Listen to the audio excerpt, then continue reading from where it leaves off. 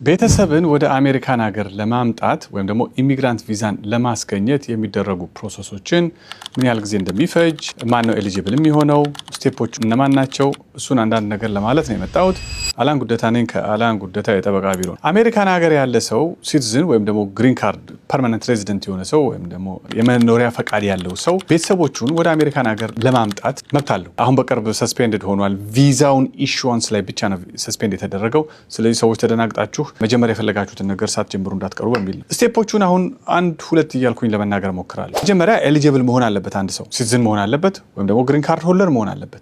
ሊያመጣ የሚፈልገው የቤተሰብ አካል እናት ወይም አባት ሊሆን ይችላል፣ ሚስቱን ሊሆን ይችላል ወይም ባሏን ሊሆን ይችላል፣ ልጆችንም ሊሆን ይችላል፣ ወንድም ወይም እህቶችን ሊሆን ይችላል። ወንድምና እህቶችን የማምጣት መብት ያለው የአሜሪካን ዜጋ የሆነ ሰው ብቻ ነው። ግሪን ካርድ ያለው ወይም ደግሞ የመኖሪያ ፈቃድ ያለው ሰው ወንድምና እህቶችን ማምጣት አይችልም። በዚህ አጋጣሚ ማወቅ ስላለባችሁ ማለት ነው። ያ ነገር ከታወቀ በኋላ የሚሞሉ ፎርሞች አሉ። የመጀመሪያው ፎርም I-130 ይባላል። I-130 ይሞላል። እናቴ ነች ወይም አባቴ ነው፣ ወንድሜ ነው፣ እህቴ ነው፣ ሚስቴ ነች ወይም ደግሞ ባሌ ነው፣ ልጆቼ ናቸው፣ እድሜያቸው፣ የሚኖሩበት አድራሻ፣ ዴት ኦፍ በርዝ፣ እነዚህ ነገሮች ሁሉ ይሞሉና የግንኙነቱን ፕሩፍ የሚያደርግ በር ሰርቲፊኬት ሊሆን ይችላል፣ ሜሬጅ ሰርቲፊኬት ሊሆን ይችላል። አንዳንድ ግንኙነቱን ስታብሊሽ የሚያደርጉ ዶክመንቶችም ተያይዘው ወደ USCIS ፋይል ይደረጋሉ። የሚከፈልም ገንዘብ አለ። ያ ከተከፈለ በኋላ ሰው ተረጋግቶ መጠበቅ ነው ያለበት። ይሄ ፕሮሰስ ምናልባት 8፣ 9፣ 10 ወር አንዳንድ ጊዜ 1 ዓመት አንዳንድ ጊዜ ከዛም ከዓመትም የበለጠ ጊዜ ሊፈጅ ይችላል። ከዛ በኋላ USCIS ያን ነገር በሙሉ ያይና አፕሩቭ ያደርገው። ይሄ ግንኙነቱን አምነንበታል፣ ትክክለኛ ነው፣ ስለዚህ አፕሩቭ እናደርገዋለን ይላል። በዛ መካከል ግን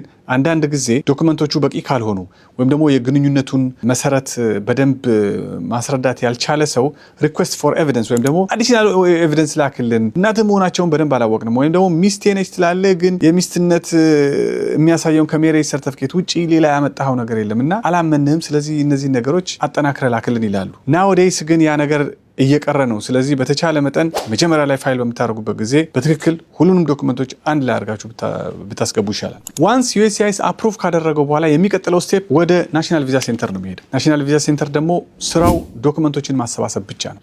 የመወሰን መብት የለውም። የሚመጣውን ዶክመንቶች ከአፕሊካንቱ ከቤኔፊሸሪው ዶክመንቶች ያሰባስባል። አሁን ቤኔፊሸሪ የሚባለው አገር ቤት ያለው ሰው ነው። ሚስትም ከሆነች ሚስት ነች፣ ባል ከሆነ ባል ነው፣ ልጆች ከሆኑ ወይም ደግሞ ወንድምና እህቶች ከሆኑ የሚያስፈልጉ ዶክመንቶች ምንድናቸው?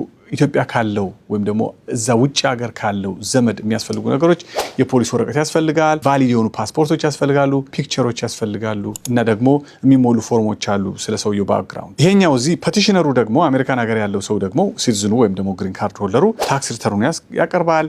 ሲቲዝን መሆኑን የሚያሳይ ወይም ደግሞ ሌጋል ፐርማነንት ሬዚደንት መሆኑን የሚያሳይ ዶክመንቶች ያቀርባል። የሚሞላቸው ፎርሞች አሉ። ነዋሪነቱ አሜሪካን ሀገር መሆኑን የአይዲ ድራይቪንግ ላይሰንስ ምናምን ሰሚት ያደርጋል። እነዚህን ሁሉ ዶክመንቶች ናሽናል ቪዛ ሴንተር አሰባስቦ ይይዛል ማለት ነው። ኮምፕሊትድ ከሆነ ያንን ፓኬጅ ወደ ኤምባሲ ነው የሚልከው። የመጨረሻው ስቴፕ ኤምባሲ ሲሄድ ነው ማለት ነው። ናሽናል ቪዛ ሴንተር ዶክመንቶች በሚያሰባስብበት ጊዜ አንዳንድ ሰው ጎበዝ ነው፣ ቶሎ ዶክመንቶቹን ለጠበቆቹ ሰሚት ያደርጋል። ያ አፕሎድ ይደረጋል ወደ ናሽናል ቪዛ ሴንተር ፖርታል። ቶሎ ሊያልቅ ይችላል። ቶሎ ካለቀ በኋላ ፓኬጁ ቶሎ ብሎ ወደ ኤምባሲ ይሄዳል ማለት ነው። ኤምባሲ ከደረሰ በኋላ የመጨረሻው ስቴፕ ነው። ኤምባሲው ያ ፓኬጅ ከደረሰው በኋላ እነዚህን ሰዎች ለኢንተርቪው ስኬጁል ያደርጋል። ብዙ ጊዜ ችግሩ እዚህ ጋር ምንድነው? ኤምባሲዎች ላይ በጣም ብዙ ባክሎግ አለ፣ ሰልፍ አለ።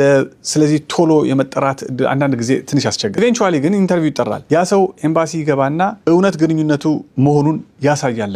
ቪዛ ኦፊሰሩ ባልም ከሆነ ባል ነኝ፣ ሚስትም ከሆነች ሚስት ነኝ፣ ልጆችም ከሆኑ ልጆች ነን፣ ዶክመንቶችም ኦሪጂናል ዶክመንቶቹን ሊያቀርቡ ይገባል። ያን ከታየ በኋላ የእውነት ግንኙነቱ እውነት ነው ብሎ ከታሰበ የኢሚግራንት ቪዛው ይመታለታል ማለት ነው። ከዛ በኋላ ያ ሰው ወደ አሜሪካን ሀገር ይመጣል። አጭር ጊዜ ውስጥ ግሪን ካርዱን ይቀበላል። ይሄ ቤዚክ የሆኑት ፕሮሰሶች ናቸው። በመካከል ላይ አንዳንድ ጊዜ ገጭንጓ የሚደረግ ነገር ይኖራል፣ ፕሮብለምስ ይኖራሉ።